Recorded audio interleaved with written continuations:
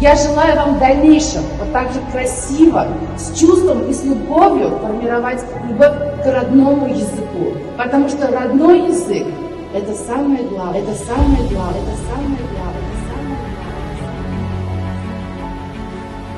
Alisher Navoiy hamda Zahiriddin Muhammad Bobur tavalludlari munosabati bilan yig'ilgan ekanmiz. Biz fevral oyini har doim mana shu Navoiyxonlik oyi sifatida nishonlaymiz.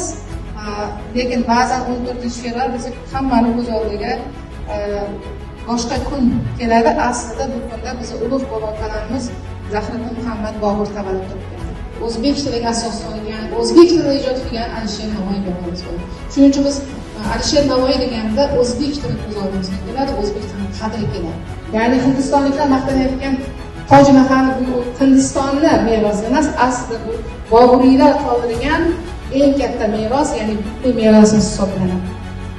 Shu ezgu tilaklar bilan bugungi ma'naviy kechamizga yakun yasaymiz. E'tiboringiz uchun tashakkur. Sog' bo'lishga majbursiz. O'zingizni ehtiyot qiling. Yaxshiyam borsan.